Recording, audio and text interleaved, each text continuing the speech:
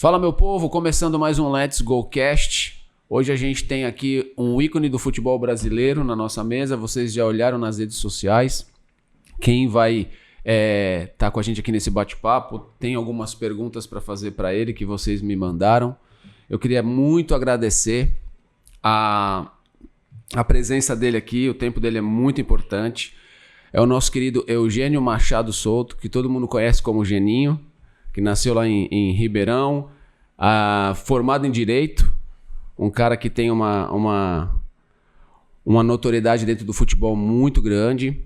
E é uma honra a gente estar com essa presença aqui hoje. E ao mesmo tempo na nossa mesa a gente tem o Maurício Copertino. Então a gente tem aí um contraponto do que está vindo pelo futebol e da experiência que já passou toda aqui. Então a gente consegue levantar muitos temas hoje para vocês. Queria agradecer a presença dos dois. Antes de tudo, eu queria lembrar vocês sobre o nosso trabalho social, nosso projeto do Futebol contra o Câncer. A gente está chegando aí do Dia das Crianças, a gente está com uma ação social para que a gente possa ajudar as crianças com câncer. E não se esqueçam de ir na rede social do Futebol contra o Câncer, se inscrever, compartilhar, seguir no Let's Go Cast também, no canal do YouTube, que tudo isso é importante. E esse projeto que a gente está fazendo aqui hoje, esse bate-papo que a gente está levando informação para vocês, nada mais é do que a gente conseguir fazer com que o nosso projeto social cresça cada vez mais. Mais uma vez, obrigado pelo seu tempo, professor.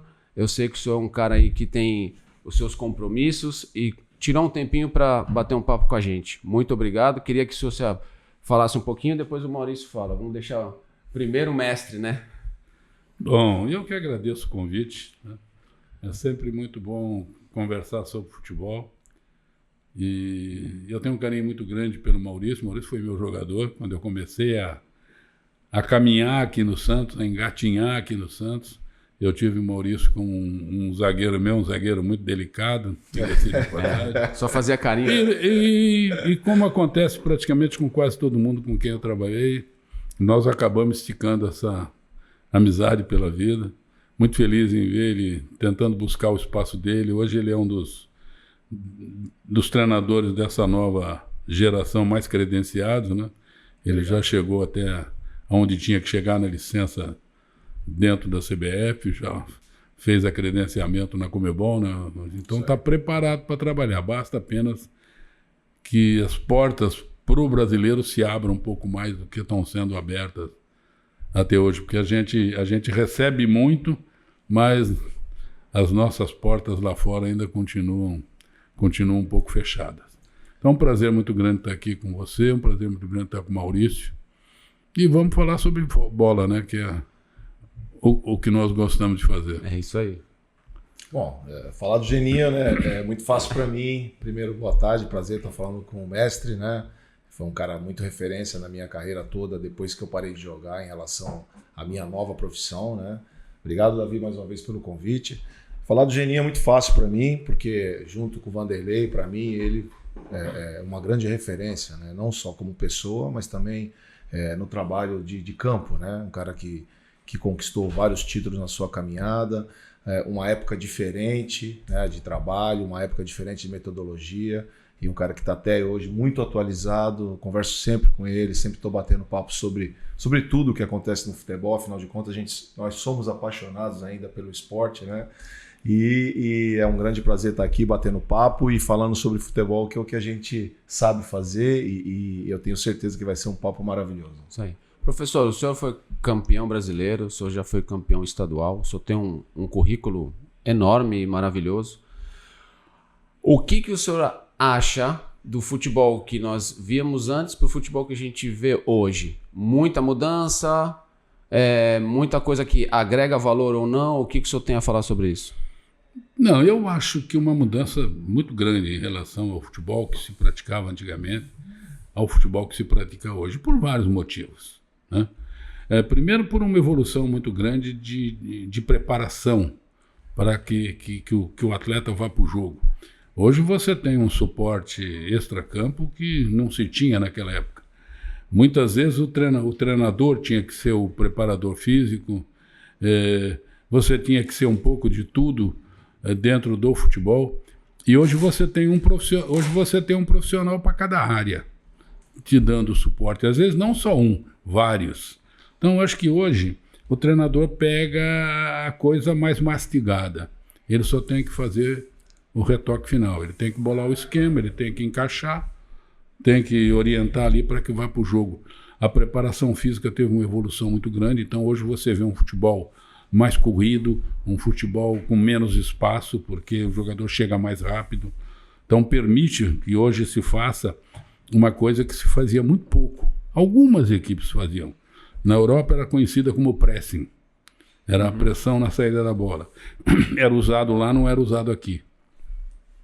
E hoje se usa bastante aqui. Praticamente quase que todas as equipes, em certo momento do jogo, ou umas fazem o jogo todo, outras alternam, fazem essa pressão. Porque hoje você tem uma condição física, uma condição orgânica muito, muito melhor. Hoje você tem uns CTs da melhor qualidade, com campos de melhor qualidade, algumas até com 2 tipos de gramado para que você vá se adaptando a jogar num campo e no outro. Então todas essas mudanças extra-campo acabaram influenciando naquilo que nós estamos vendo hoje dentro do campo. Dentro do campo. Apesar que eu vendo algumas coisas, eu vejo que basicamente se faz a mesma coisa. Eu brinquei com um amigo... Será que algumas coisas só não mudaram a nomenclatura? Eu brinquei com uns amigos outro dia, nós estávamos conversando, porque quando você vai chegando numa certa idade, vão dizendo que você está ultrapassado. Pô, não vou pegar o Geninho, não. O Geninho tem tantos anos, acho que ele já passou, ele já está ultrapassado. E eu brinco com eles, eu falo assim, realmente, eu estou muito ultrapassado mesmo. Eu, em 2001, eu fui campeão com o Atlético Paranaense usando o 3-5-2. É o esquema mais atual de hoje. Eu falei, eu estava ultrapassado há 20 anos atrás, 22, 23 anos atrás. Ou adiantado? Não sei. Eu sei que usei, depois o Filipão teve uma conversa comigo, usou o mesmo esquema na seleção e fomos campeões mundiais. Pouquíssima gente usava o 3-5-2, não fui eu que inventei, não. O maluco que começou a jogar com isso foi o Lazzaroni. E foi crucificado aqui. Ele usou um 3-5-2 na seleção que não deu muito certo, ele foi muito criticado, depois teve até que ir embora um pouco do nosso futebol para voltar a trabalhar. Uma pessoa excepcional com conhecimento de futebol muito grande. Só que eu vendo futebol, eu sempre gostava de ver futebol lá de fora. Você não tinha o acompanhamento que você tem hoje, que você liga uma televisão, você vê lá o UEFA. Você vê jogos de todo lugar. Primeiro não, você tinha que conseguir um videocassete de alguém. Quem tinha possibilidade comprava uma passagem, ficava lá uma semana, 10 dias acompanhando algum time de ver jogar. E eu sempre achei o 3-5-2 um esquema bem encaixadinho. Ele pode ser, muita gente falava, é um esquema de retranca. Ele pode ser o esquema com a maior retranca que você quiser. Se você segurar uma linha de 5, impedir que teus laterais avancem, põe 3 volantes na frente desses 5 caras e 1 ou 2 só ali na frente, fica um esquema altamente retrancado. Agora, se você soltar teus laterais, se você soltar os volantes, se você soltar os meias com os atacantes com movimentação, você chega com 7 jogadores na frente, não precisa mais do que isso. Porque não tem nem espaço para você por gente. Então ele pode ser um esquema ofensivo. E eu usei isso. Eu gostava, vi, né? E eu vou pôr isso aqui. Eu tinha usado já esse esquema no Paraná Clube e tinha sido campeão da B com o Paraná, jogando com 3 zagueiros. O meu livro era o NEM. Quando eu cheguei no Atlético Paranaense, coincidentemente o NEM estava nesse grupo. E eu falei, por que não vou usar o mesmo esquema se deu certo? Vamos testar, né? Deu certo. Porque o que é bom você repete, né? É lógico. E acabou dando certo. E usei muito. Depois usei no Goiás, com Júlio Santos, André Leone, um resto do outro pessoal. E deu certo também. O Goiás foi 3º colocado no Campeonato Brasileiro, foi direto para a Libertadores. Foi um feito, parou a cidade. Então é o que eu falo, eu acho que esse futebol, com todas as mudanças que nós estamos tendo dentro do futebol em termos de apoio, eu acho que a grande mudança foi essa. Foi a estrutura do futebol, a estrutura que hoje o treinador tem. O treinador hoje ele não está atualizado se ele não quer. Certo. Ele tem cursos, ele tem uma imensidão de informações, ele vê jogo de todo mundo. Ele liga a televisão, ele vê o Real, daqui a pouco ele vê o Barcelona, daqui a pouco ele vê o City, e ele vai vendo. Ele vai vendo esses times todos aí, e aí cada um tem a sua maneira de trabalhar, né?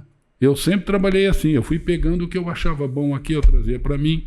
Eu ia jogar contra o time do Maurício.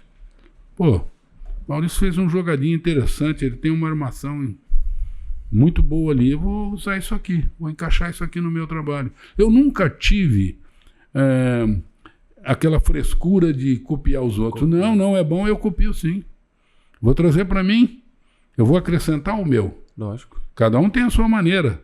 Mas por que eu não posso acrescentar uma coisa boa ao meu trabalho? Então hoje o profissional ele tem essa facilidade. Então nós estamos vendo um futebol diferente. Hoje um futebol mais pegado, um futebol com pressão, como eu disse, na saída de bola. Um futebol, se a gente for ver em alguns momentos, um pouco mais feio de se ver. Não é aquele futebol que o jogador dominava. Hoje você não tem um jogador dominando. É isso que eu ia falar, a gente está perdendo um pouco aquele jogador ali, aquele... Mas isso tudo em virtude da melhor condição do jogador. Porque de primeiro, a bola vinha até o cara chegar, ele chegava mais lento. Ele não tinha esse push, ele não tinha essa velocidade. Se ele fizesse isso, ele não conseguia correr aos 90. Era mais complicado. Então ele ia se poupando para poder jogar. Nós chegamos a uma época de que não tinha substituição, só substituía o goleiro, a tal da regra 3. Então o cara que entrava tinha que jogar 90. Poxa, num futebol, se você faz um futebol na velocidade de hoje tem 5 substituições. Sim. E tem gente... Sem falar que se bater a cabeça ainda pode trocar um pelo outro sem contar a substituição. E se pudesse fariam mais, porque tem gente que chega no final dos 90... O treinador já fez a substituição, o cara com cãibra, o cara extenuado. Exausto, Por quê? Porque hoje o jogo joga-se num outro ritmo. E agora, quem quer trabalhar tem que se adaptar. Como o Maurício, eu tenho certeza que ele está altamente adaptado a uma nova situação. Ele nunca vai jogar, e eu acho que ninguém vai jogar mais como se jogava antigamente. Saudosismo é bom? É muito bom. Claro que eu gostaria de ter no meu time, se eu ainda fosse treinador, né? Eu já tirei o pé do acelerador, mas acho que o Maurício gostaria, qualquer um, da bola bater aqui no meio, ele virar e botar ela comprida lá pro outro lado, virar o jogo, enfiar uma bola de 20, 30 metros entre os dois zagueiros, né? Como se fazia. Mas você vê alguns jogadores de qualidade ainda fazendo isso. E quando esses jogadores fazem, eles se destacam. Nós estamos tendo agora, começando a aparecer de novo, aqueles jogadores do 1 contra 1. Aquele que pega e parte para cima, parte para cima. Isso é o que o europeu mais detesta. Agora estamos ressuscitando. Com alguns garotos, com alguns jogadores. Isso vai ser bom para o futebol brasileiro. Muito bom. Só que o futebol brasileiro tem que parar de só imitar os outros. Ele tem que trazer algumas coisas boas de lá, mas ele não pode perder a essência. Nós paramos de ganhar título quando nós paramos de ser o nosso futebol. Como eu disse, tem que jogar pelas pontas, tem que fazer o mano a mano. Não adianta só jogar com o pé trocado pelos lados. Tem hora, pega o pé bom, deixa o cara cortar para o fundo. Né? Bater de fora, fazer a tabela. A tabela até hoje, quando ela é bem feita, você não consegue marcar. Mas será que não é porque a gente está trazendo muita coisa de fora para cá, para a seleção? Mas é o que eu falo, o brasileiro tem esse grande defeito. Tudo que é lá de fora é muito bom. Eles esquecem que nós ganhamos 5 mundiais. Vamos trazer coisa boa lá de fora? Vamos, porque tem muita coisa boa lá de fora. Muita. Mas não vamos perder a nossa essência. Algumas coisas nossas podem ser acopladas àquilo que se faz lá fora. Pode. Se você for lá fora... O Guardiola é apaixonado pelo futebol brasileiro. Sempre foi. Desde a época de jogador. Se você vê os times do Guardiola, ele tem algumas coisas do futebol brasileiro. Ele começou a trazer, começou a fazer, principalmente quando ele teve o começo dentro de Barcelona, aquelas coisas, ele tinha algumas coisas do futebol brasileiro. O futebol brasileiro tem muita coisa boa. Então nós não podemos abrir mão de tudo aquilo que nós temos de bom. Senão nós nunca mais vamos ser campeões. Se o brasileiro não voltar um pouco às suas raízes, a fazer algumas coisas, né, você pode adaptar, você pode jogar um futebol rápido, você pode jogar um futebol de pressing, mas você pode continuar com o drible, você pode continuar com a individualidade, com a criatividade, com a saída mais rápida. Não ficar só no toque, toque, toque, toque, toque. Aí o outro time vai todo lá para trás, se planta, você vai entrar como? Aí você vive de um chute de fora, de um cruzamento.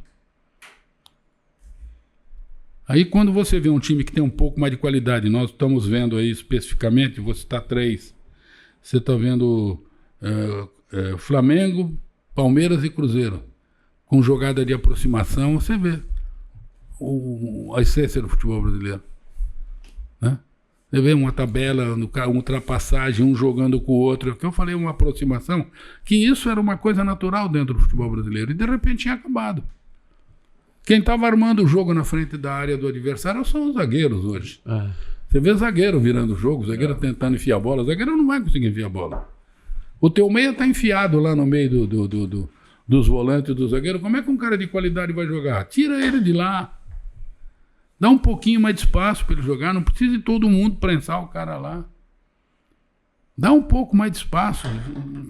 Senão não vai jogar. Não povoa muito ali, então eu acho que houve uma mudança radical daquele futebol lá de trás para o que está se jogando hoje. Tá? Não acho que está tudo errado, não. Eu acho que não. Acho que temos muita coisa boa. Muitas. Mas eu acho que nós temos que também deixar de ser um pouco cabeça muito baixa e ver que nós temos muita coisa boa dentro do nosso futebol que ainda pode ser utilizado. É isso aí, concordo. Mauricião, você com a palavra agora, o que você me diz? Eu acho que esse equilíbrio que o Geninho está pregando é fundamental, né, cara? Porque a gente não pode esquecer de um passado recente nosso, do nosso jogo, né? Do nosso jogo de criatividade, de jogadores altamente capacitados tecnicamente, cognitivamente, porque na grande realidade era o que fazia diferença com os europeus, né? E isso foi se poldando no tempo agora, de uns 15, 20 anos para cá, isso foi acabando, né? Essa nossa criatividade, jogadores diferentes, que a geração é totalmente diferente, a gente concorda com isso. O Geninho acabou de tocar num assunto que é fundamental. O 3-5-2, e eu posso falar isso com muita propriedade, o Geninho era um dos caras que conhecia mais essa plataforma tática no futebol brasileiro, junto com o Lazzaroni, junto com o Muricy.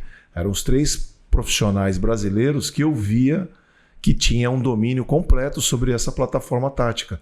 E hoje você vê grandes times do futebol mundial, não estou falando nem do futebol brasileiro, hein? Fazendo a mesma coisa que ele fazia no Atlético Paranaense. O que ele fazia com o time campeão do Atlético Paranaense é o que o Klopp fazia no Liverpool em determinados momentos.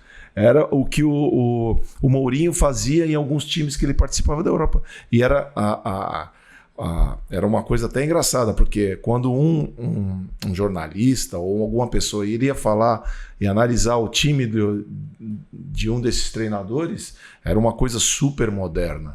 E quando falava ou do Geninho, nem falava, né? Do Muricy, do Lazzaroni. O Lazzaroni foi taxado como um cara que perdeu uma Copa do Mundo, mas a plataforma tática dele, era espetacular se desse certo. Então eu acho que esse tipo de equilíbrio é muito sensato do que o Geninho falou, concordo muito. Eu estou participando agora do todo o processo dessa situação nova do futebol brasileiro, de um treinador que é exigido hoje dentro do mercado, mas eu vejo e eu concordo muito que esse equilíbrio de trazer coisas que eu trago para o meu trabalho da época do Geninho, junto com a modernidade de hoje, principalmente toda essa estruturação que as equipes têm hoje, é fundamental para se criar um treinador. Não, é bom dizer, Maurício, esclarecer, né? Desculpe, que muita gente usa o 3-5-2, o Muricy gostava de usar assim, sem usar os 3 zagueiros específicos. Sim. Ele usava com um lateral, que tinha característica de marcação. Em vez dele descer com o lateral aberto, ele puxava o lateral e soltava um volante ou um meia fazendo aquele lado. Ou até ponta. Teve gente que usou até ponta como lateral. Aí usava assim um zagueiro de ofício ou um volante fazendo. Então, muita gente às vezes encaixa o 3-5-2 ou com um lateral ou com um volante. Aí também eu acho que depende da peça que tem no elenco, né? Da peça que tem no elenco. E a movimentação que ele quer, uma movimentação diferente. Tá todo mundo esperando que o lateral que desça. O lateral vem para dentro, sai um homem de dentro para fora e vai fazer a descida lá embaixo, encostar no ponta. Você vai tirar alguém do meio, né? Então, há uma variação, mas muita gente hoje, como o Maurício disse, está se defendendo com 3 lá atrás. Ninguém está abrindo muito a mão, não. Essa variação tática que ele fala é fundamental, porque um time de futebol ele não é engessado. Você fala, às vezes, numa plataforma tática, 3-5-2, mas às vezes se transforma num 4-3-3, às vezes se transforma num 4-4-2, de acordo com o momento do jogo.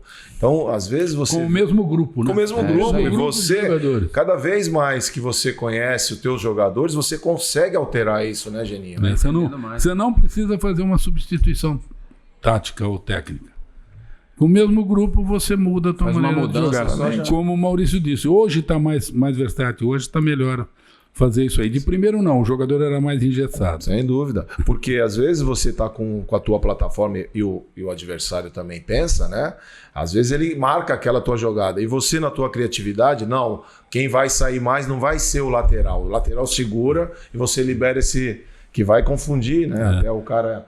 A gente chamava de espelhar. Exatamente. Vamos espelhar. Vamos espelhar essa situação. Então, eu acho que hoje mudou bastante em relação à estrutura, aos profissionais que chegaram em volta do treinador.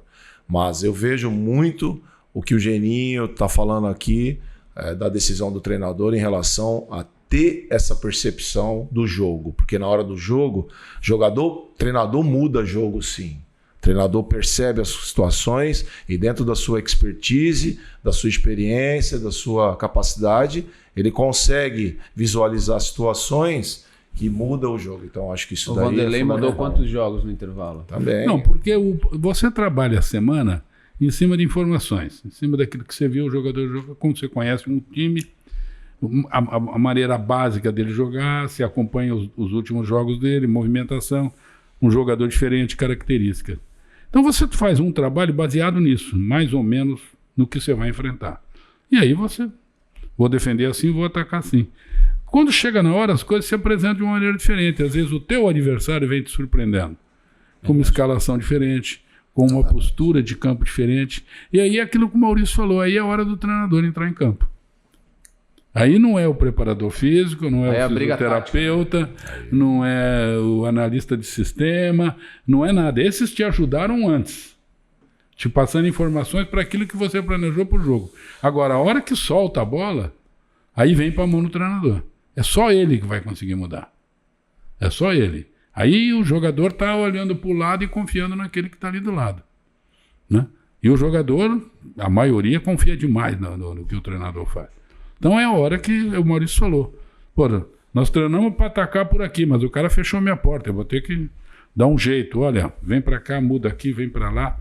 Ou para você surpreender o adversário que está bem postado de uma maneira. E isso você vai ter que fazer com o jogo andando. Com o jogo andando. Às vezes, no intervalo, você tem a possibilidade de daí trocar uma peça. Aí com o jogador sentado, que você nunca tem os 15 minutos. Você tem, de repente, 5 ou 10 para o jogador só. Mas mostrar para ele melhor o que ele vai fazer. Né? O que ajuda muito é essa parada técnica, que quando você pega uma temperatura um pouquinho mais alta, o cara te dá uns 2 minutinhos ali, aí você tem o grupo na mão. Porque com o jogo andando, você está conversando com o teu lateral, com o teu ponto e às vezes com o teu volante, só. Você não conversa com o grupo inteiro. E o Osório, né, o colombiano, que mandava o recadinho, bilhete, o papelzinho. Né? Funciona não? O papelzinho não? Não, isso é brincadeira de mau gosto. Por isso que é bom todo treinador ter 1 ou 2 jogadores com a cabeça um pouco mais arejada dentro do campo. Um cara mais centrado, mais experiente, que te entende melhor. Um jogador que você trabalha ele durante a semana no trabalho que está sendo feito. E que ele tenha um entendimento das mudanças que possam ser feitas, porque ele passa a ser a voz do treinador lá dentro. Ele organiza dentro do campo. Você chama aquele cara e passa uma informação e ele esparrama. Facilita muito o trabalho do treinador se ele tem um jogador dessa capacidade. E você vê alguns times, de vez em quando, que o jogador parece ele, que é o maestro lá dentro. Ele é praticamente a voz do treinador lá. O treinador passa e ele... Às vezes ele não precisa nem falar com o treinador dá um alô, ele já sabe o que tem que ser feito. Né? Já sabe. Então ajuda bastante, mas você não pode, que ele falou, você não pode ficar engessado dentro do esquema, começar e terminar de um jeito. Se não está dando certo, você tem que Sem dúvida.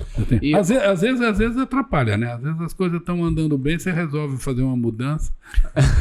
Não, e o talento Desanda tudo. o talento não é só do jogador brasileiro, o talento também é do treinador, porque o Geninho é um das peças dessa engrenagem toda, porque na época dele não tinha nenhuma contextualização do futebol, de cursos, de falar sobre tática. Não, eles aprendiam o trabalho deles durante o trabalho, né?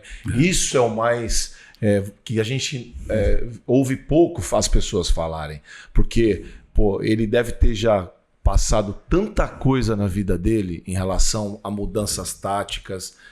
Isso ele aprendeu na prática, né? Na prática. Então isso é uma situação que às vezes a gente fica chateado, eu posso falar isso, de ouvir as pessoas falarem que essa turma não é atualizada. Não, cara. Esses caras aprenderam coisas do futebol na prática, que eu acho que é muito melhor do que você aprender no livro. Porque a prática te dá todo a expertise. Eu tenho certeza absoluta do que eu vou falar para você. Se você colocar eu num time e colocar o Geninho hoje no outro time, né, ou qualquer outro treinador posso falar aqui, Levi Coupe, Vanderlei Luxemburgo, Felipão, Parreira, qualquer um, e colocar aqui, esses caras vão enxergar o jogo muito mais rápido que qualquer um da nossa geração. Porque esses caras têm a leitura exata dentro do que a cabeça deles. Então, quando a gente, profissional do futebol, que hoje eu sou e que o Geninho também a gente tem que valorizar muito essa turma, sabe? E eu fico chateado por eles, né? Eu me preparei muito e tenho todo o perfil que os caras querem hoje.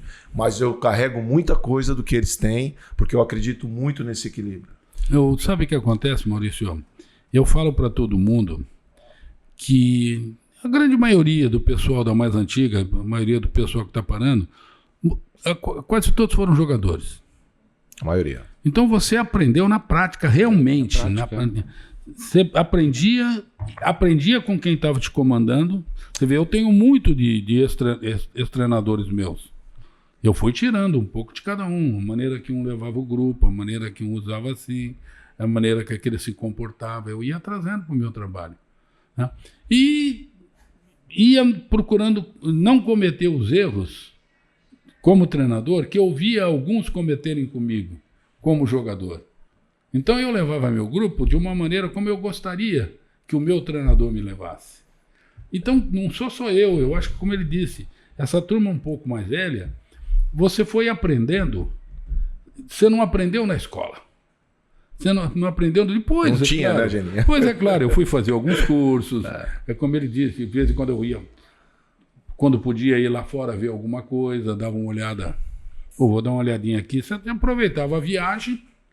A gente tinha alguns amigos que estavam em alguns clubes, ou algum que tivesse trabalhado com você na parte técnica, ou algum ex-jogador teu que estava num lugar. Olha, vê se eu posso aí. Todos os treinadores europeus são abertos a isso. Quem já teve oportunidade sabe disso. Você liga pro cara, você se apresenta. Não pensa que eles não conhecem a gente aqui, não. Eles sabem quem é quem aqui. Sabem até teu currículo, se você não... Quando chegava, Geninho, entra Santos, Corinthians, sabe direitinho onde você trabalhou. Não, por favor, vai ser um prazer. Ele te deixa ali fora, você faz a anotação, você assiste, você vê. Você vai ganhando conhecimento. Mas esse conhecimento começou a acontecer depois de uns tempos. Senão, não, você tinha que aprender na marra. Então, quando às vezes você conversa futebol com uma pessoa, porque nós temos muito teórico hoje analisando futebol. É decoreba. Tem cara aí que analisa futebol que, pô, se ele for falar dos times, ele sabe a escalação dos times de cor e salteado. Eu não sei. Como é que foi, como é que não foi, como é que foi. Mas isso tudo é decoreba, não viveu. Se põe esse sujeito dentro de um vestiário, ó, tá bom, você sabe tudo. Vai lá, resolve. Administra esse pepino aqui. Segura aí. Segura essa que esse aqui fez. Vamos ver como é que você vai segurar. Ele não sabe. Então, eu acho que essa turma foi aprendendo meio errando. Nós fomos aprendendo errando. Aprendendo meio na marra e errando, né? Para ganhar um pouquinho de conhecimento que hoje ele vem mais mastigado. a informação para a gente vem mais mastigada. Você não tinha essa facilidade de, como eu falei, de vídeo, de ver essas coisas. Não tinha. Era tudo meio no escuro. Tinha que mandar um sujeito lá ver o jogo, ele vinha, trazia uma ideia mais ou menos básica e vamos que vamos. Não é que o chamado olheiro, né? O olheiro, é. Vamos lá ver o jogo. O cara vinha, tinha um cara específico, às vezes, time de melhor qualidade tinha 2, 3. Ia um para um jogo, um para o outro, um para o outro. Hoje em dia não, hoje vem tudo na tua mão. Tudo na tua mão, imagem, estatística. Você sabe quantos piques o cara deu, quantos chutes ele deu, que perna. Hoje em dia, o goleiro tem uma facilidade para pegar pênalti mais fácil que antes. Tem informação de todo mundo. O cara bate 70% das vezes aqui. Se ele ficar assim, ele vai bater ali. Se ele ficar assim, ele vai bater lá. Primeiro você tinha meio que adivinhar, e, vamos que vamos, né? Então hoje, em termos de informação, está mais fácil. Mas o conhecimento prático supera tudo, eu acho. Com certeza, absoluta. Supera tudo, tudo. Por isso que eu falo às vezes para o Maurício, ele sabe que essa é a minha ideia. Eu acho que, quando eu fui perguntado, lá naquela época, quando, depois do 7-1, né, nada servia aqui. Nós tivemos uma separação do nosso futebol. O futebol brasileiro foi até o 7-1 e outro depois. Que aí nada no Brasil servia. Todos os treinadores brasileiros antigos, para com isso. Não usa mais eles não, que não vale. E aí vinha vindo uma turma nova que falava, não, esses são inexperientes. Pô, então quem é que vai treinar? Foram buscar estrangeiro. Estrangeiro que, se você for ver o currículo deles, os times que eles treinaram, é brincadeira.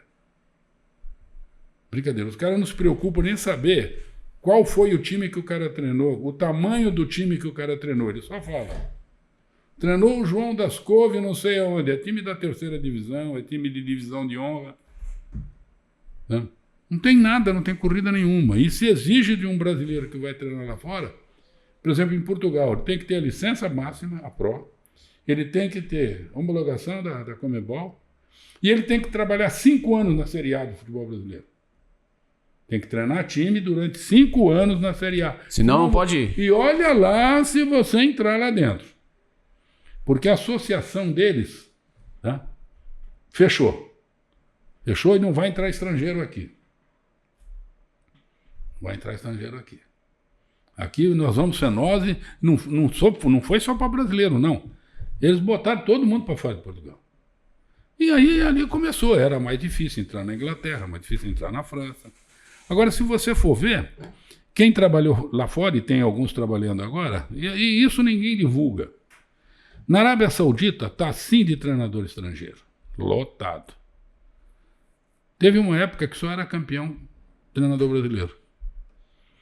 A final era contra francês, contra inglês, contra alemão. Quem era o campeão? brasileiro. Hoje nós temos o Chamusca, já está há quantos anos lá?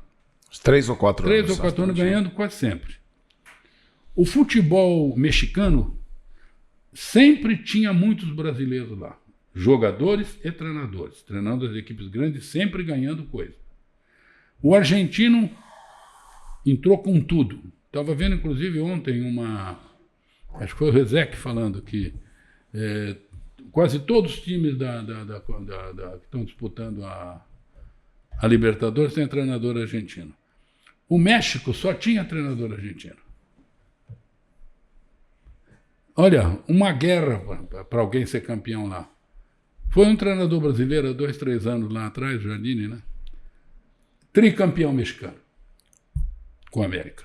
Desenterrou o América, que é o maior time do México, que tem o suporte da Televisa. Não ganhava mais nada. Né? E levou agora, acho que para o Cruz Azul, né? Também. Isso. É o auxiliar dele, agora é o treinador. Virou treinador do Cruz Azul. Um é campeão, o outro é vice. Tá cheio de argentino lá. Será que o brasileiro é ruim? Ele foi ressuscitar o campeonato mexicano. Então, eu acho que falta oportunidade. Quando veio essa meninada nova, eu acho que o grande erro deles, eles tinham conhecimento de curso, tinham vontade, tinham tudo, eles não tinham era a experiência que o mais antigo tem. Porque não adianta.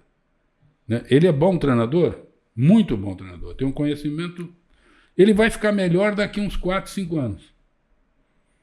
A hora que começar a apanhar um pouco mais na Com a experiência que vai ter na prática, né? Ter a alegria de umas vitórias, a decepção da derrota, conviver com um tipo de diretor assim, conviver com um tipo de diretor diferente do outro lado, ele vai somando conhecimento.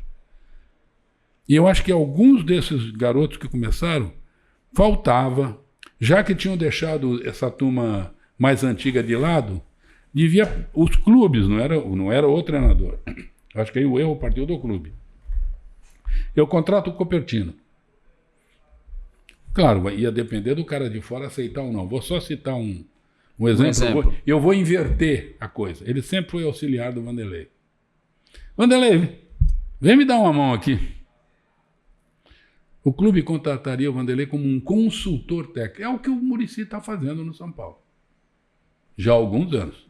O Muricy, quando parou por um problema de saúde, foi ser consultor técnico. Ele não é gerente, ele não é supervisor, ele não é coordenador, ele é consultor técnico. O que ele faz? Ele ajuda com a experiência dele, com a vivência dele de bola, com o conhecimento dele de bola o treinador. Ele não vai interferir no trabalho do treinador. Ele vai dar um suporte para que o cara administre de uma maneira mais adequada algumas situações que ele ainda não viveu. Por exemplo, e ele sabe que isso acontece, de vez em quando dá um imbróglio dentro do vestiário. O bicho está pegando um pouco. O cara que não tem experiência vai apalpar. Numa hora dessa, esse cara como consultor fala, fica de lado, deixa que eu vou lá conversar com o pessoal. Vai lá, joga água na fervura, amansa os bichos, acalma os leões, depois vai lá trabalhar. Faltou isso. Faltou um pouco de suporte para essa meninada que vinha começando. Porque tem muita qualidade ainda solta aí. Tem muito treinador jovem, com muita qualidade, que teve dificuldade. E já falando sobre... aí vai perdendo espaço, só terminando, vai perdendo Desculpa. espaço, aí vem o cara de fora, você não tem mais espaço nas equipes maiores. Aí você fica trabalhando em equipe menor. Né? Aí a briga é grande, porque tem muita oferta. muita procura e pouca oferta. Exatamente. Né? Aí fica difícil. Tocando nesse tema aí, que o senhor está comentando, do etarismo e tudo mais, o que o senhor acha que... Porque assim, isso eu vejo que acontece no futebol, minha visão, mas eu vejo que o Brasil acontece muito isso em todas as áreas, em todas as profissões. O que o senhor acha que a gente poderia estar acrescentando? O clube está fazendo alguma mudança? O clube está trazendo mais essa experiência? O senhor deu o exemplo agora do Muricy, no São Paulo, que está fazendo essa questão de consultor. Por que o senhor acha que afasta a experiência do clube? O clube que quer afastar isso, quer trazer jogador, quer trazer treinador novo, apostar nessa ideia, ou trazer o estrangeiro? Maurício, pode falar sobre isso também. O grande problema do Brasil é o modismo. Um começou a fazer e deu certo, todo mundo vai atrás. Todo mundo vai atrás. Então, hoje no Brasil, praticamente são poucos os treinadores brasileiros que são procurados para vir suprir um time numa situação mais de urgência. Né? Primeiro porque alguns com mais currículo, com mais corrida, pararam. Infelizmente, alguns tiraram o pé. Vanderlei, né? Vanderlei, um deles, a gente cita sempre o Vanderlei, acho que parou. O lateral parou. O Abelão também deu uma afastada. Joel deu uma... Então aquela turma que era a turma que corria acima, Levi, né? Quem acho que está por aí ainda aí é o Cuca, né? Que ainda está batalhando um pouco, achando uns espaços. Um ou outro meio intermediário. Mas hoje os clubes brasileiros, principalmente os mais acima, e agora até alguns menores, estão se socorrendo de treinador lá de fora. E é aquilo que eu falei. Eu não sou contra o estrangeiro, não. Hein? Deixa eu deixar bem claro aqui. Eu acho que nós temos alguns treinadores estrangeiros que passaram aqui e alguns que não deram certo, mas que tinham muita capacidade, que tinham treinado time grande lá fora. Passou um aqui pelo Santos, que ficou pouco tempo, foi crucificado aqui, o Josualdo.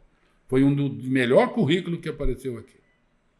O Josualdo tinha treinado Benfica, tinha treinado Porto, treinado tudo. Tem um nome em Portugal terrível, não deu certo aqui.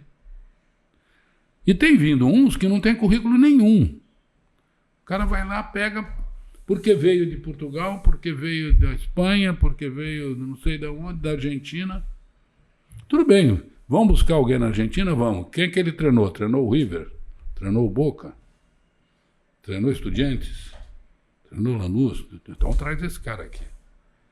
Vamos buscar no Paraguai. Quem que treinou? Peñarol, Nacional? Vamos trazer aqui. Agora, vai buscar um que treinou, sem desmerecer, pelo amor de Deus, que treinou o Jabaquara de lá para trazer para cá. Era um pouco, aí não. Nós estamos falando aqui, se eles exigem que o treinador brasileiro tenha trabalhado 5 anos na Série A, por que não se exige de um profissional de lá que tenha trabalhado também 5 anos na divisão deles? Ou no mínimo 3. Eu vou falar uma coisa, 90% dos treinadores estrangeiros que estão aqui não trabalharam 3 anos na sua divisão principal nos países deles. Aí seria a CBF que teria que fazer esse controle? Claro. Aí até qualificaria melhor o nosso futebol, né? Não, eu não sei se o Cupertino concorda, mas olha, tudo bem, você tem a capacitação da UEFA? Tenho. Você trabalhou 3 anos na tua primeira divisão lá, então vem para cá, que aí você vai somar alguma coisa, você vai trazer coisa. Alguns que estão aqui trabalharam, alguns que já passaram aqui e alguns aqui trabalharam em time bom. E a gente hoje fala basicamente mais em português, porque aqui nós estamos recheados de português, mas alguns têm currículo. Alguns têm currículo bom. Passaram por Benfica, passaram por Porto, passaram por Sport, passaram por Braga, Vitória de Guimarães. Tá? São equipes fortes em Portugal. Mas tem uns que trabalharam em divisão de honra, em segunda divisão, que é bem inferior à nossa Série B. Eu sou contra isso aí. Vamos trazer gente boa. Como jogador. Tem que trazer gente boa. Daqui a pouco está se contratando um cara de fora, ganhando uma fortuna, e se você tem, às vezes, até na tua divisão de base, um garoto que vem vindo, com a qualidade quase igual. Você tem nesse interior, e a nosso maior exemplo, que está esfregando na cara de todo mundo, e os caras são cegos, é o Mirassol. O Mirassol tem a base que veio da B. O Mirassol tem estrangeiro? Tem pouquíssimos. O treinador do Mirassol é um brasileiro. Trabalhava na B. Era treinador de São Bernardo. Está lá a campanha do Mirassol. Está encarando todo mundo, gente. E a base do Mirassol, vê a folha do Mirassol. Vê a base do Mirassol, se ele não tem uma base de jogadores, e a grande maioria jogadores daqui, jogadores da divisão. Então tem hora que, se você for ver, hoje a maioria dos clubes brasileiros, somente os grandes, metade é de jogador estrangeiro. Metade, talvez. Você vem entrar em campo, metade é de jogador estrangeiro. Aí é que eu falo, isso é bom para o nosso futebol? Se você não tem, se você não tem, isso que eu estou falando, se você não tem brasileiro jogando, se você não tem mais um trabalho de base, quem a gente está vendo ressurgir com o trabalho de base é o Palmeiras. Está buscando aqui, buscando ali. Agora o São Paulo parece que retomou a base. Corinthians, quando se enforcou e acabou o dinheiro, foi buscar, achou um centroavante lá na base, lá no terrão. E daqui a pouco vai ficar pouquinho tempo aqui, porque vai embora, vamos fazer dinheiro nele. Então, acabou o trabalho de base no futebol brasileiro. Aquele trabalhão, toda hora você tinha uma base forte, você ia buscar. O Santos não passava um ano sem pôr, a gente chama em joias, né? Há quanto tempo não sobe uma joia no Santos? Quando que está querendo começar, já sai. Não se segura mais. Vem de antes, né? Então, eu acho que nós estamos... Se você não faz na casa, se você não dá chance para esse pessoal aí de fora das equipes menores, vai ver uma série C. Tem jogador bom, muito bom na Série C. Principalmente o pessoalzinho lá do Norte, tem jogador bom. Que se vier para um trabalho melhor, um trabalho mais qualificado, um trabalho... Tem tudo para ir embora, para deslanchar. Não, prefere se apostar em venezuelano, em equatoriano, em... O que você diz, Maurício? Eu tenho 2 coisas para falar em cima do que o Geninho falou em relação a treinadores de futebol. A primeira coisa, essa passagem de bastão que a geração dele foi poldada e criou-se uma estigma depois do 2014, do 7-1, que nenhum treinador brasileiro servia, foi péssimo para a nossa geração. Eu falo como um representante da nova geração. Por quê? Foi prematura, né? Foi muito prematura, porque eu precisava da expertise e da experiência de um cara como você para estar acima de mim como coordenador técnico. Não quero ser mais treinador. Beleza, vamos te colocar aqui para aproveitar tudo que você conhece, conquistou dentro do teu futebol, para você fazer essa passagem de bastão para o Maurício Copertino, ou para o Carille, ou para qualquer treinador que está surgindo agora. Isso foi muito importante negativamente para o futebol, porque simplesmente se afastaram os treinadores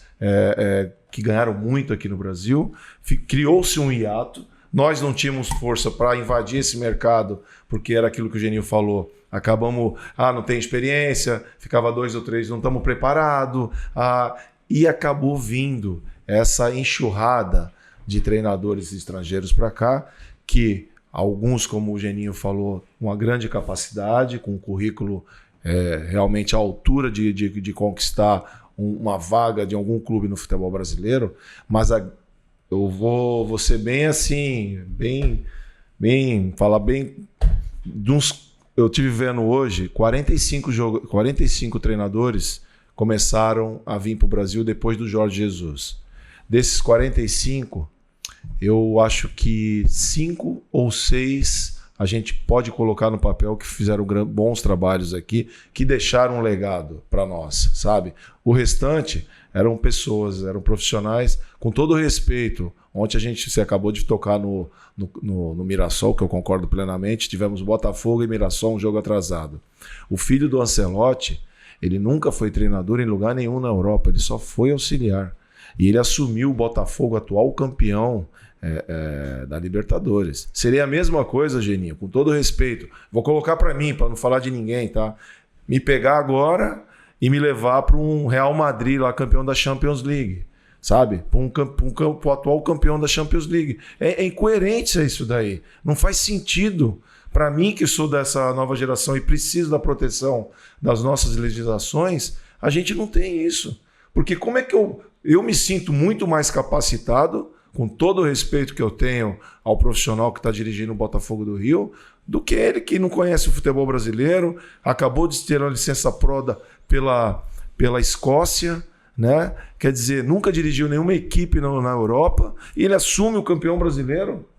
Pô, eu como profissional que pago todas as minhas licenças aqui, eu fico indignado com isso, com essa falta de proteção, né? Então eu acho que isso daí foi uma das coisas, como o Geninho falou, que fez a nossa geração rebolar um pouquinho mais para conquistar o nosso espaço. Nós estamos conseguindo agora, através do trabalho do Felipe Luiz, através do trabalho do Rogério Ceni no Bahia, que está fazendo um grande trabalho lá, né? Do trabalho do treinador do Mirassol, que está fazendo um grande trabalho. Então eu acho que aos pouquinhos nós vamos retomando o mercado. Mas essa podação, esse etarismo que assolou o futebol brasileiro, com as pessoas criticando, especialmente os treinadores brasileiros, foi muito evidente. E uma outra coisa que eu queria falar aqui. As equipes que estão dando certo são porque têm dirigentes competentes, que comandam as suas equipes de uma forma correta. Será que isso daí é coincidência? Fica a pergunta aqui. Maurício, deixa eu te fazer uma pergunta que eu recebi aqui de um dos nossos seguidores. Eles me perguntaram o seguinte: é uma curiosidade entre a categoria de treinador. Como que tem esse entendimento entre o treinador jovem e o treinador mais antigo? Se dá bem? Esse relacionamento é fácil? Tranquilo. Como que é? O pessoal se respeita? Respeito demais. O respeito que eu tenho, eu posso falar como um treinador antigo, né? Que agora, inclusive, tô fora, falei que chega, quem me xingou, não vai xingar mais, né? Dentro do não vai ter mais oportunidade. Mas eu tenho o maior respeito desse pessoal todo. Todos eles. Muitos deles foram meus jogadores, alguns. Outros trabalharam comigo, estagiaram comigo. Mas eu tenho deles, e sei que todos os outros treinadores também que já estão meio de fora, têm o maior respeito dessa moçada. Tenho o maior respeito, um respeito muito grande. E a gente torce muito por eles. Torce mesmo. Torce porque eu acho que nós temos que retomar o nosso futebol. Não que tem que colocar todos os estrangeiros para fora, não. Mas ele foi o que ele falou em uma estatística. De 45, praticamente deram certo. Eu acho que se isso desse 40 para brasileiro, pelo menos 10 dariam certo. Pelo menos. Se o filtro fosse maior, né? Pelo menos. Mas o relacionamento é ótimo, não tem essa de que eu não quero, porque não. Quem tem esse preconceito é o diretor. O diretor, de repente, ele prefere um cara que vem com um currículo mais forte, que vem com título, e até que é uma coisa natural, não estou achando aceitável. Que está errado, não. Pô, o cara foi campeão disso, daquele lá, não é. Mas ele tem que ver que aquele lá pode ser. Dá uma chance. Dá uma chance. Se estão dando chance para tanta gente, por que não dá uma chance para um profissional que pode ser? Agora, ele falou uma coisa certa. O mais certo seria o cara começar com ter um anteparo junto. Alguém do lado. Olhando, um consultorzinho. Olha, faz assim, faz assado. Segura aqui, vamos ali. Porque o cara que está do lado dele já apanhou, está com o couro duro de tanto... E a gente só aprende errando. Com certeza. Não faz assim não, que não dá certo. Por quê? Porque ele já viu que não deu certo. É lógico. Né? Porque eu acho que nós temos que retomar um pouco, tem que dar mais chance para esse pessoal. Ele fez... não é fácil você chegar numa pró. Não é assim, eu vou fazer um curso e daqui a pouco eu vou sair com a carteira, não. Quantos anos demorou? 4 anos. 4 anos. Não é fácil. Uma faculdade, pô. Depois você tem que ir lá, tem que sair daqui, ficar lá na CBF, né? Ficavam trancados lá aquele tempão, aí a gente lá, depois no outro ano, estudava um ano, depois ia no outro. E, pô, aí daqui a pouco você tem uma carteira e ela não vale nada. Não valorizam, né? Aí inventaram que tinha que ter a chancela da Conmebol. Fizemos. Dolarizado, porque tudo é pago. É, né? com certeza. Fora o alto valor. É caríssimo, né? Isso, né? $5 mil. $5.000. A licença Pro da Conmebol. $5.000 custa. Vezes Para você pegar. 5. Para pegar. A licença Pro, se você fizer desde a licença B, A e Pro, você gasta R$80 mil. Aí. Esse é o investimento que a gente fez. É bom arredondar. $10.000 para você ter uma licencinha. É isso. No Brasil e mais os $5 mil da Conmebol. E não é só isso, né? Essa falta de proteção é incrível, porque realmente a gente não tem nenhuma garantia. Não, você paga $5.000 e não trabalha. Não, você fica só para ter a licença Pro. Quer dizer, o questionamento que é feito em cima de você, que antes era por causa que não tinha licença, ele já se dissipa.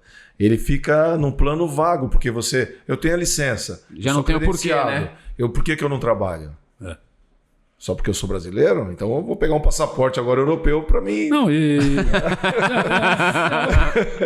se você ver, o brasileiro tem, graças a Deus, ainda tem algumas portas abertas. Como eu falei, a Arábia você ainda trabalha e ganha título. Lá na Indonésia, nesses lugares todos que são abertos, o campeão invariavelmente é o brasileiro. E se você for ver, tá cheio de estrangeiro lá. Sim. Cheio de estrangeiro lá.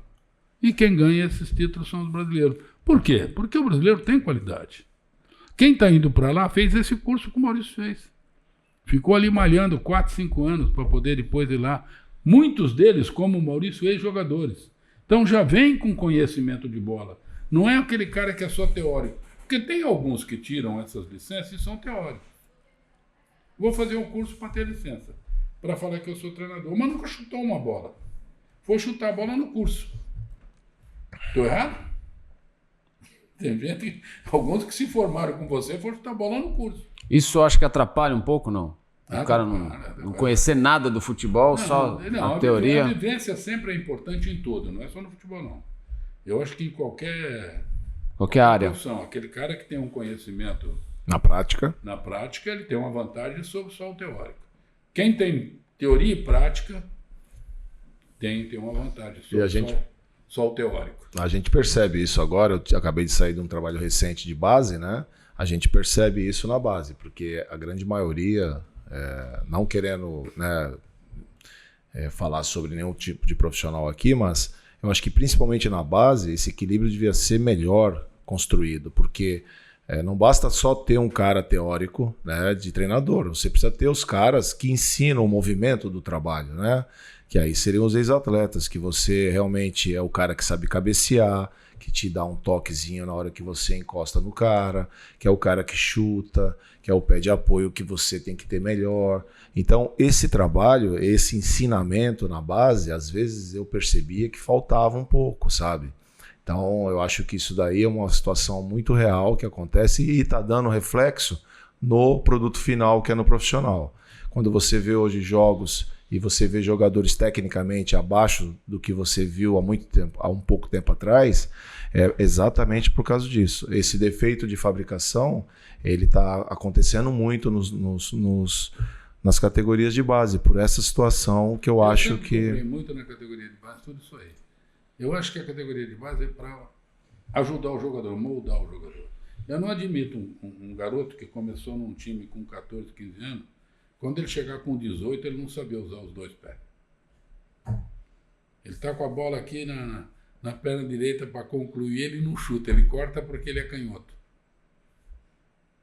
Caiu na direita, tem que sair. Pode não sair igualzinha se ele é canhoto. Se ele é destro, a mesma coisa.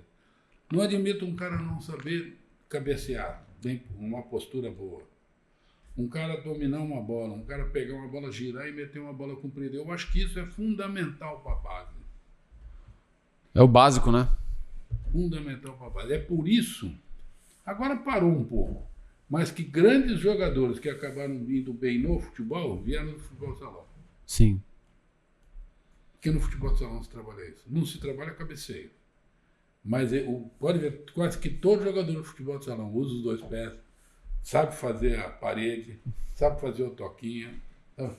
Um, dois. Principalmente um, dois. Essa Tá brincadeirinha de toca, a ronda, né? Então, eles fazem com uma facilidade que Deus me livre. Facilidade que Deus me livre. Isso ajudava. Grandes jogadores vieram de lá. Agora, claro que um profissional que já jogou, podendo passar conhecimento para um garoto, é muito melhor.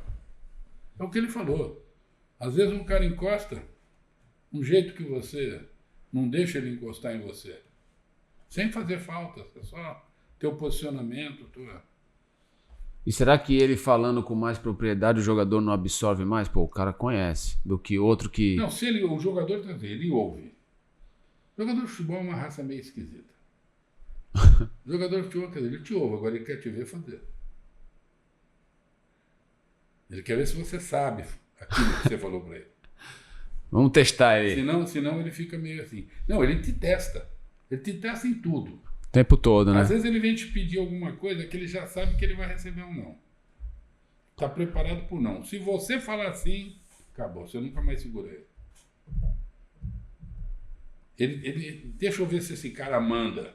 Aí a experiência. É ou não? Essa é a experiência que quando eu falei isso daqui, né, não é nenhuma crítica a nenhum tipo de trabalho, nem metodologia dos clubes. Cada um faz o que achar que tem que fazer. Eu só acho que os jogadores hoje eles têm um entendimento muito bom da parte tática, né? Eles conhecem, eles sabem as ações que eles têm que fazer na parte coletiva. Mas quando chega na parte individual, que era o nosso diferencial, nós se equiparamos aos europeus. Porque aquilo que nós tínhamos de bom, que era a técnica, era o empirismo, que era a habilidade do jogador, se perdeu no plano tático. E isso a gente percebe que é de uma outrora um pouquinho... Eu acho que era o que fazia a diferença, né, Maurício? Que fazia muita diferença. Talvez um dos maiores ídolos que nós temos no futebol brasileiro lá fora, respeitado, onde vai, nego reverencia, Ronaldinho Gaúcho. Pela habilidade que ele tinha, o que ele fazia. Tanto que é chamado de bruxo. Ele já conseguiu parar um Real Madrid e Barcelona, né? Quando falaram que ele estava no campo, parou o jogo. Né? Vê se ele é reverenciado lá. Pelo quê? Pela qualidade dele, pelo que ele fazia. Muito diferente. Muito diferente. E quem tem essa qualidade é muito valorizado. Nós vemos hoje aqui em casa. todo mundo torcendo desesperadamente pela volta do Neymar. Não só para o Santos, como para a seleção. Porque o Neymar é hoje, dentro do futebol brasileiro, ele bem, ainda um dos diferenciados. Que acabou, você não acha muitos jogadores diferenciados no futebol brasileiro. Aquele que, se você pôr na balança, a balança pende. É um ou outro.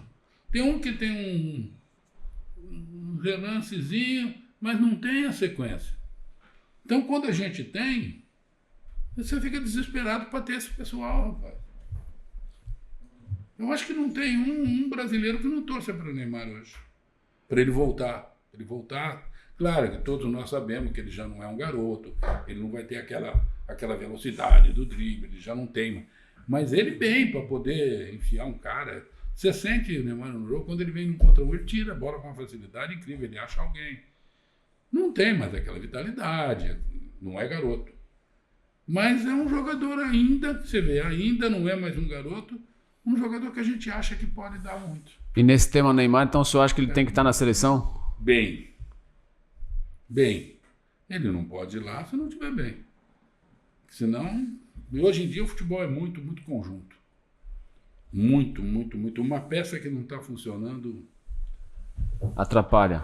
Você vê, hoje os jogadores que melhor nós temos é o pessoal que está lá fora. Que, se você for ver, um cara que fica jogando lá fora, na minha opinião, ele não tem um vínculo com o país, com o clube nem pensar, que não é o clube dele.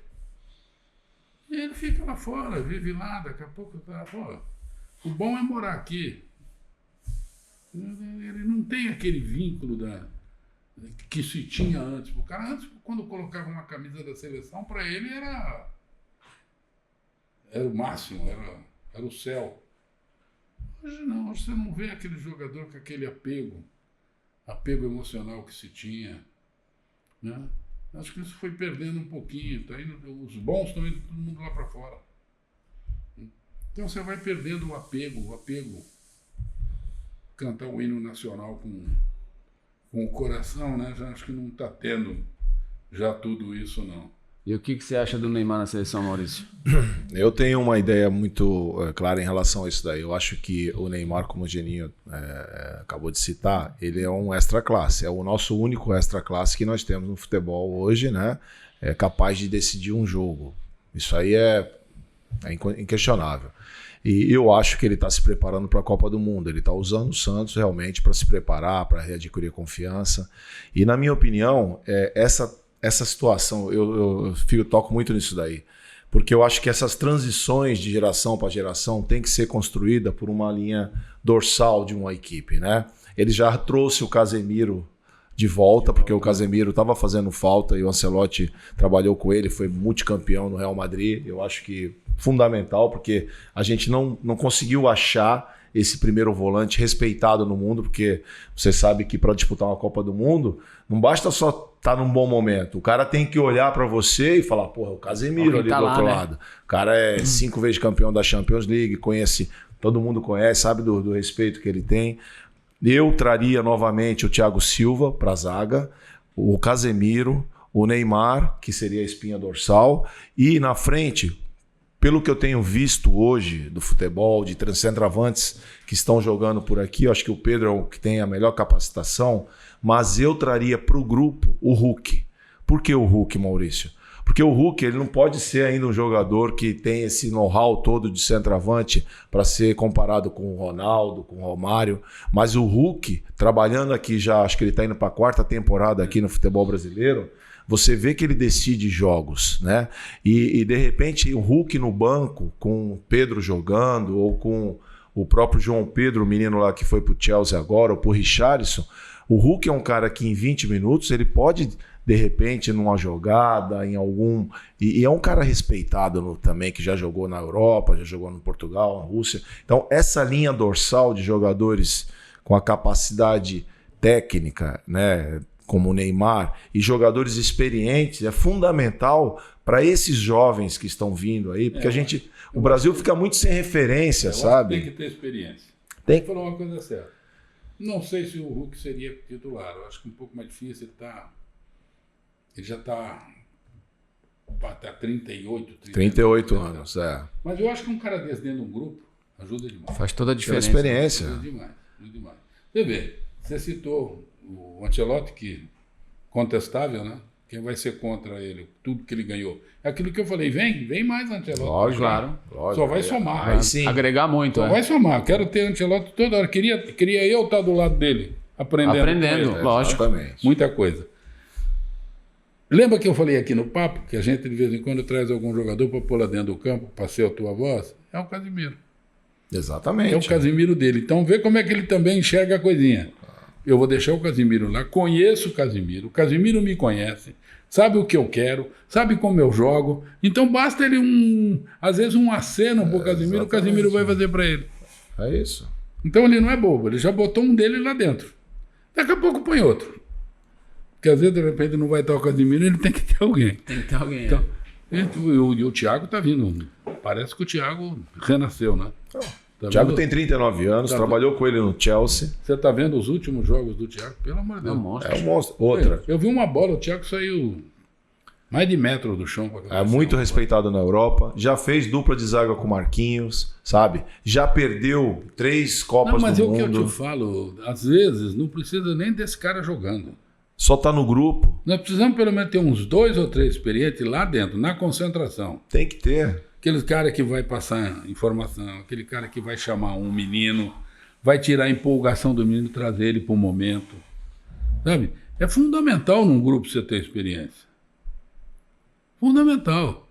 Eu tive um treinador na época que eu jogava, ele falava assim, olha, eu coloco assim, eu tenho... Ele falava mais ou menos isso aí. Às vezes ele não mexia nem com o centroavante. Ele falava, eu tenho um goleiro, um volante e um meio experiente. O resto eu boto garoto. É isso. Ele falava, aqui no meio eu ponho experiência, do lado põe garoto para correr.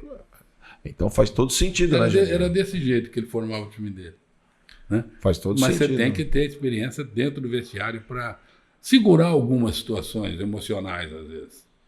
Né? De tirar a empolgação, às vezes incendiar e às vezes tirar a empolgação. É assim que você vai fazer no futebol.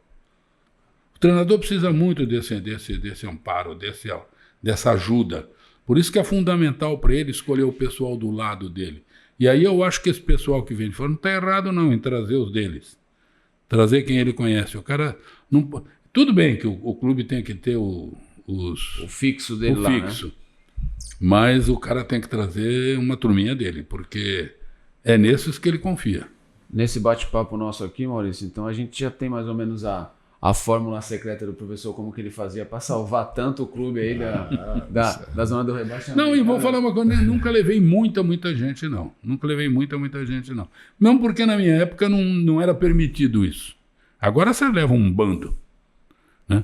Acho que a vez que eu levei mais gente foi quando eu fui para a Arábia, que aí ajudei um monte de... Facilitava, permitiu e eu levei uma turminha. Acho que fomos uns 6, 8. Mas se não, eu levava variavelmente mais uns 2 ou 3 comigo. Eu levava um preparador físico, um auxiliar, às vezes um treinador de goleiro. Essa turminha eu levava comigo. Porque você tem que ter alguém do lado que quando você termina o treino, você vai encostar nele e vai trocar ideia com ele e uma pessoa confiável. Quem confia, às né? vezes você acaba criando vínculo com alguma pessoa dentro do clube e o cara acaba sendo seu amigo. Você vai deixando amigo nos lugares que você vai. Isso é muito bom, você ter amigo no lugar onde você vai. Mas se você tem que ter um cara que você possa chegar nele e abrir o jogo com ele. Sentar num lugarzinho, ó, o que você achou? E o cara tem que ser aquele que tem toda a liberdade de falar para você, ó, não gostei. Esse contraponto que é legal. Né? Porque não adianta você levar o puxa-saco. Ah, é, lógico. Você faz errado, ele não, tá bom. Tá bom não nada. some nada, né? Tá bom nada. Tá vai bom te acrescentar cara? em nada. Né? O cara vem até meio educado com você, ó, professor. Eu achei que não ficou bom, não. Ele fala até meio sem jeito, mas é o que te ajuda. É porque onde você achou que não funcionou? Ó, eu não gostei disso e disso. Pô, aí você vai analisar e vai falar, pô, o cara tem razão. Que te dá o contraponto. Né? Você tem que ter o contraponto. Você tem que ter alguém que... Opa. Não adianta. Você tem um puxa-saco, não adianta, né? É verdade. Tudo que você faz está certo, não vou errar nunca e o time não ganha. Aí vai ficar na mesma, não vai mudar em nada, né? Alguma coisa está errada aqui, né? Comissão técnica é muito isso mesmo que o Geninho falou em relação a ter as pessoas que te dão o contraponto o tempo todo, né? E na hora que as decisões são tomadas, realmente, aí eles estão junto com você, não, vai dar certo e vamos com tudo, né? Eu acho que é por aí mesmo, né? Essa situação e é uma situação que eu percebo muito a cada vez mais as equipes, porque o treinador hoje, como é uma equipe multidisciplinar, né, você não faz nada sozinho, você não consegue fazer dentro de um clube de futebol nada sozinho. E hoje é um grupo grande, né, Maurício? O grupo é muito grande, a comissão técnica tem 8, 9 pessoas aqui trabalhando. Então, esse administrador, que é o head coach, que é o treinador, tem que saber administrar tudo isso, né? E saber ouvir todo mundo, cada um dentro da sua área, é importantíssimo para a tua tomada de decisão, né? Eu falo muito isso, eu falava muito isso no meu grupo, né?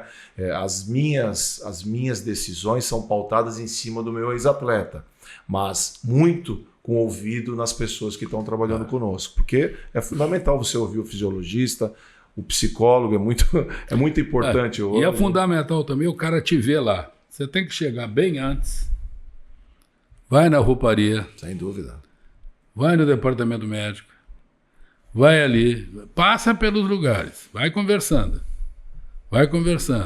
brinca com um, com o outro e vai tomando pé das coisas.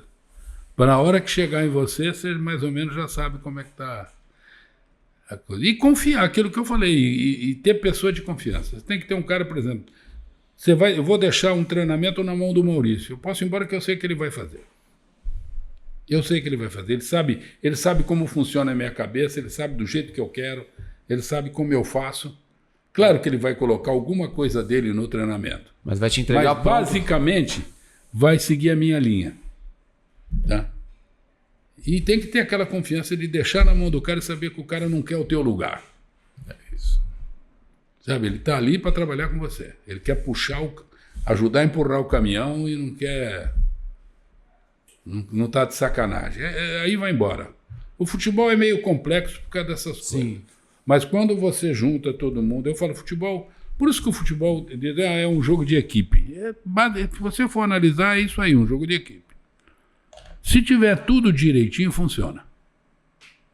Tudo direitinho. É que nem montar um time. Um time é um quebra-cabeça, aquele puzzle, como é que chama? Puzzle?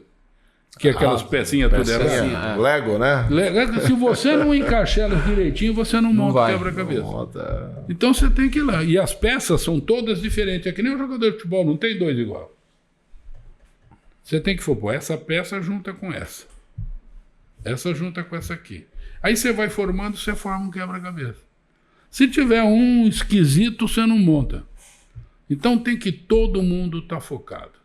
Todo mundo focado na mesma coisa. Ganha todo mundo, perde todo mundo. Vamos que vamos. Respeitando as individualidades, respeitando as preferências, respeitando a maneira de ser, gosto. Porque, como eu disse que são diferentes, todos são diferentes. Um gosta disso, outro gosta daquilo, um faz isso, outro faz aquilo, um é católico, outro é protestante, outro é espírita. Respeitem. Tem que se respeitar, todo mundo, conviver em harmonia. Aí você vai. Quando um pega a ponta de uma corda e puxa para lá, outro puxa para cá, outro puxa para lá, meu filho, para que nós vamos ficar fazendo força, não vamos parar nenhum. Ou vamos todo mundo para o buraco, ou vamos todo mundo para cima. Resolve para onde nós vamos. Só tem dois lugares. Ou você ganha ou você perde. Ou vamos para lá e já vamos se danar todo, ou vamos todo mundo aqui, vamos sair vencedor. Mas eu vejo também que quando o senhor estava trabalhando, eu acho que não tinha tanto a questão que hoje a gente tem o treinador, aí tem o auxiliar, aí tem o cara que faz a análise, aí tem uma série de pessoas até chegar num presidente, vamos dizer assim. Eu acho que o treinador de hoje tem que se reportar a muita gente. Quando o senhor estava trabalhando, o senhor tinha um acesso mais fácil ao presidente e a conversa com ele? Não, mas eu acho que não tem nada a ver. Você pode estar trabalhando com 10 pessoas. Eu acho que o teu acesso, o teu acesso principal é o presidente. Você tem algumas pessoas com quais você tem que ter um contato muito direto. Você tem que ter o contato direto. Por exemplo, se você tem um coordenador, com o teu coordenador, com o teu diretor de futebol e com o teu presidente. Chega. Satisfação direta. O resto pode participar, pode dar palpite, que eles gostam de dar, então deixa eles darem o palpite. Mas os palpites que valem são assim, é o presidente, é o teu diretor de futebol, às vezes o teu coordenador, e chega. Aquela turma que te cerca, analista de sistema, analista de mercado, o cara pode trazer o nome de 10 jogadores meu. Eu olho e falo, não gostei desse, acabou. Quem decide sou eu, tem que ser assim. Não adianta o analista de mercado contratar um jogador para mim se eu não gosto do jogador. Ou se ele não vai se encaixar no meu trabalho. Você tem que chegar no cara e falar, eu quero um jogador com essa característica aqui, vai buscar para mim. O cara vai no mercado, um cara que quer trabalhar sério contigo. Ó, professor, tem esses 3, 4 aqui que eu acho que se encaixam. Vamos dar uma olhada? Vamos ver junto. Aí senta você, senta o analista, senta o teu auxiliar, senta o teu diretor. Vamos ver o que você achou. Vamos trocar ideia.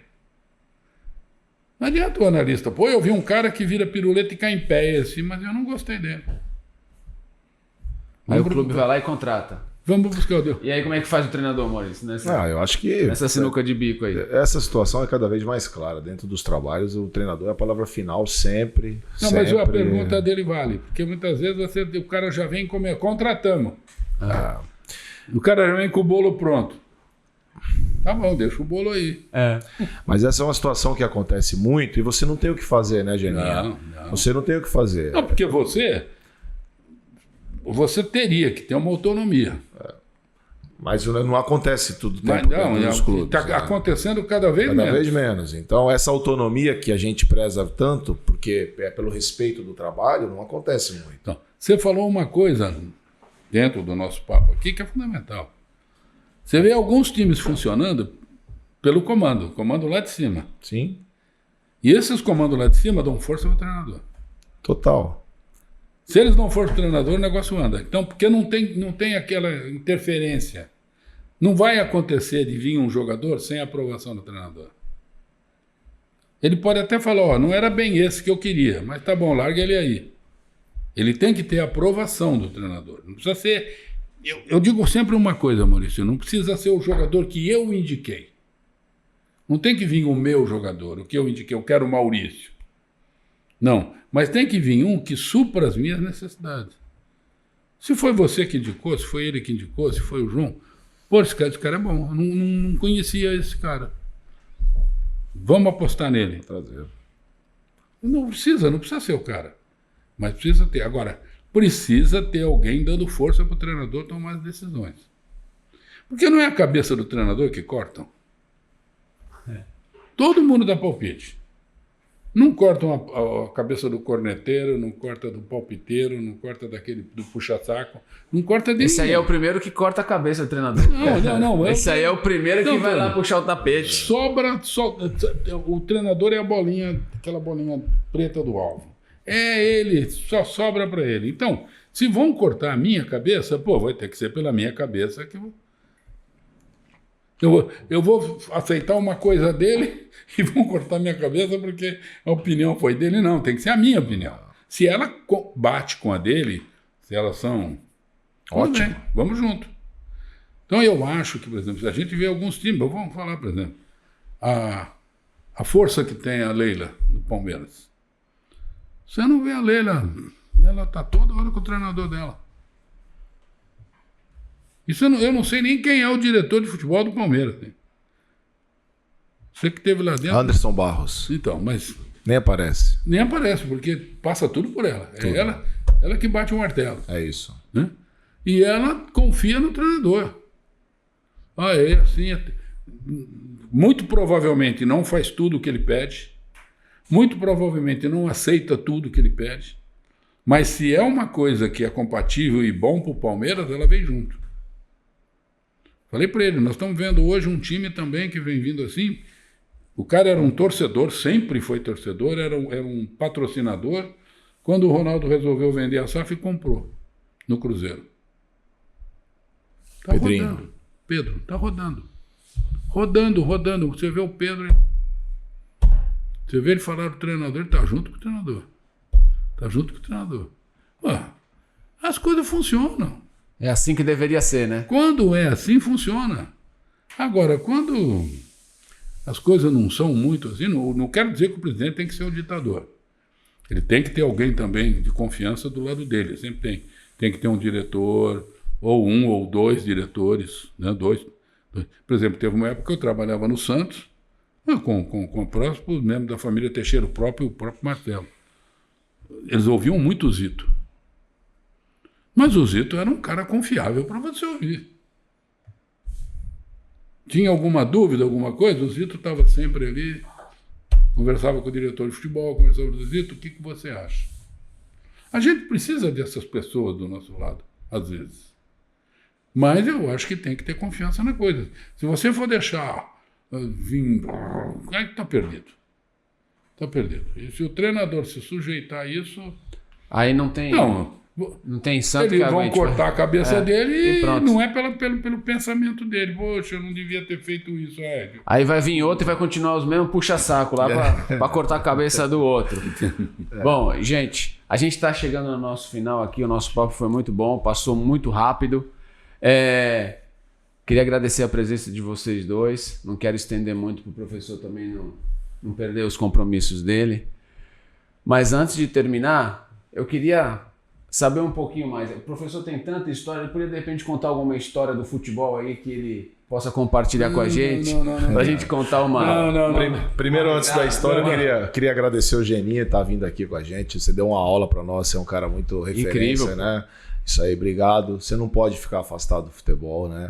Isso aí, pô, você tem que estar perto, tem que estar conversando suas ideias, para que a gente, né, possa cada vez mais ter alicerces em cima das tuas palavras aí, porque eu acho que é muito importante. Esse caminho foi construído por vocês e essa pavimentação foi feita por vocês. E a gente está tentando seguir isso daí, sabe? Então, muito obrigado pela tua presença aqui. Sempre uma honra estar batendo papo contigo, falando sobre tudo e futebol principalmente, tá? Obrigado pela tua presença e sempre uma honra. Sou eu que agradeço o convite. Foi um prazer estar aqui batendo papo sobre futebol. É o que eu falo. Eu falo, né? Você me conhece há muito tempo. Eu não tenho cadeado na língua. Não tenho tem que falar mesmo. Pô. Não tenho rabo preso com ninguém. Então eu emito as minhas opiniões. Às vezes eu agrado, às vezes não. Eu tento ajudar. Você vê, eu estou meio afastado do futebol, mas estou sempre à disposição dos amigos. Se alguém um dia precisa de um conselho, chefe, eu estou numa situação assim, de vez em quando tem alguns que estão trabalhando aí meio enrolado, eles me ligam. Chefe, pô, eu tô com uma situação assim, o que você acha que eu faço? A gente dá um conselho. Faz se quiser. Mas ligou pedindo uma opinião, você dá. Então a gente sempre procura estar ajudando e vou estar sempre à disposição daqueles que confiam em mim, que acreditam naquilo que eu possa fazer. Porque eu parei, mas o futebol não sai do corpo. Né? Com certeza. Eu gosto, foi a minha vida e vou continuar. Então um prazer vir aqui falar de bola, falar tudo. E a história deixa para lá, tem muita história. Deixa as histórias, porque são muitas, muitas. Aí a gente tinha que fazer um outro programa. E elas valem. Vamos sim. Fazer um outro programa só para falar de história. Quem sabe ainda eu tenho o prazer de trabalhar com o Geninho em algum clube, né? Eu acho que é uma história que pode acontecer no futuro. Eu torço muito para ver aquelas pessoas que eu gosto bem em cima, que aí eu falo, poxa lá. Ele lá teve comigo ali, olha lá, tá lá em cima, graças a Deus. Do jeito que muitas pessoas me ajudaram, porque eu nunca fiz nada sozinho, sempre tive alguém que ajudou, sempre me aconselhei, sempre... Eu estou à disposição da meninada. Atualmente é aquelas pessoas que a gente gosta, que nós estamos com um relacionamento mais... né? Estamos da mesma cidade, então estamos toda hora juntos. E ele sabe que ele pode contar comigo a hora que precisar aí para ajudar em qualquer coisa. Boa. Foi um prazer, gente. Que isso, o prazer foi nosso aqui, receber você aqui, uma honra, receber um ícone do futebol brasileiro. Eu espero que todos vocês tenham curtido. Não esqueçam de ir lá no Instagram do Futebol contra o Câncer, seguir lá a página, compartilhar, ajudar a gente nesse processo. Agradecer mais uma vez o Mal Fera, que está aí para nos auxiliar aí nos equipamentos. E, Mauricião, obrigado mesmo por tudo. Fizemos aqui um programa que com certeza foi muito explicativo para muitas coisas. Vai dar muito recorte bom aí. Tiramos muita dúvida aqui que a gente tinha. E brigadão mais uma vez. E vamos pro próximo. Valeu. Valeu.